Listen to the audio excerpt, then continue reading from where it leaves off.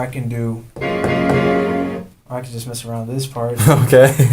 Yeah, because the one important thing. Yeah. For producers is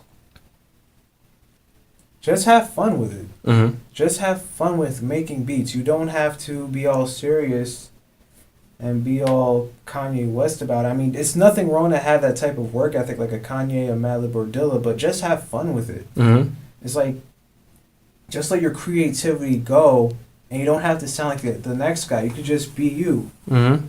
Even if you're early in your career, like just have fun and just try to emulate your producer, but recognize later on that you're going to have to evolve into something else. You can't be doing the same stuff or you're going to be a carbon copy. Okay.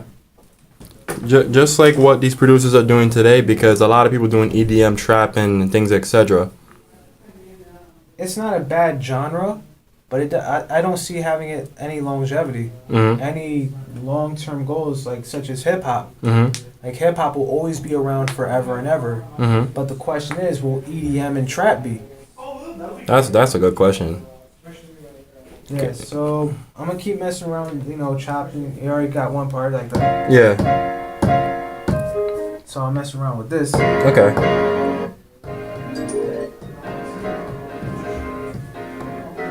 One other thing. Yeah. What am I doing now? Yeah. It's always important when you're dealing with a sample like this, or just sampling. You do not want to do this. You do not want to have this.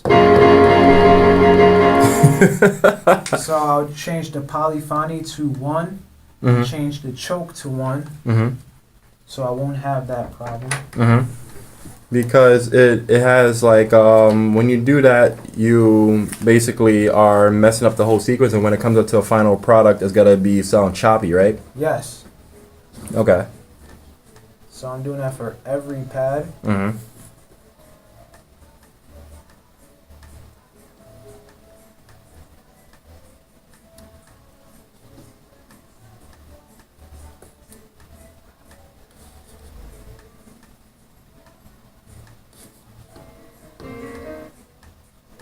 And if you can, are you allowed to say the name of the sample, or you want people to guess it? I don't want people to guess it. Or, I mean, if you know the sample, all power to you, but I'd rather for people to try to figure out what the sample is. Okay. Also, you don't have to use the same sample I'm using, or the same particular part. You could just be different.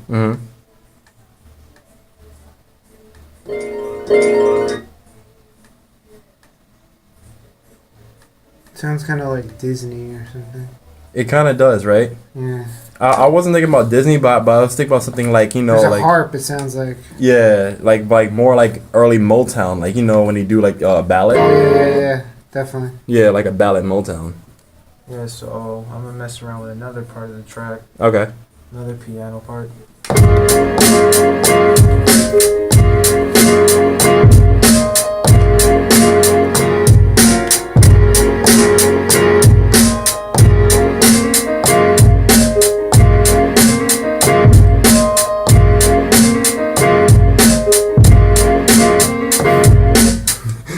I'm just having fun with it right now. You're supposed to. That's tight.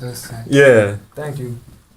You're supposed to have fun with it because I always get asked this question like, what is your definition of a real producer, or what do you think a producer should be or is? I think a producer's job is to just have fun with what he's doing and try not to sound like the next person, or not try to sound repetitive, meaning like when it comes to your samples or your drums or in style. So that's pretty much it. That's my definition. I don't know what any other definition. That's my definition, though. Okay.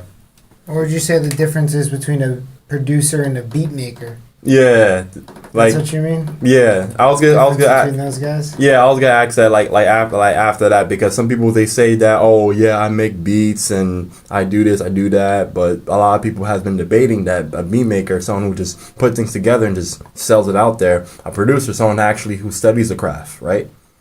I don't think there's nothing wrong with either one.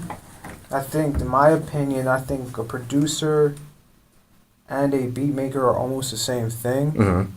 So, but I do understand where people are coming from, because like a beat maker, you're thinking about the Kanyes, the Madlibs, the Pete Rocks, the Dillas, the Marley Malls, and a producer. A producer could be so many different. There's so many different definitions of it. Mm-hmm. For example, if you look on the '70s jazz CTI records, he said Creed Taylor, but he didn't have an MPC or SP 1200 or a TR 808 because those things didn't exist at the time. So a producer could mean so many different titles, but it really depends on what you're comfortable with. Yeah. So I like the term beat maker or beat maker, whatever people call it, but Mm-hmm. it shouldn't matter. Mm-hmm.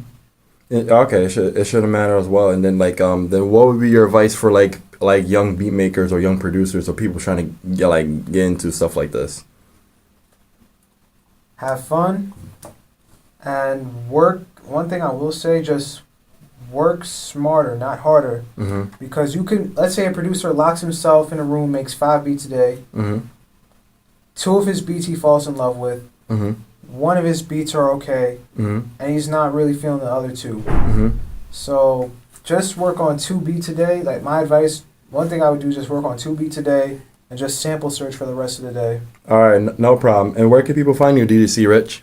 Actually, you can find me on a lot of things.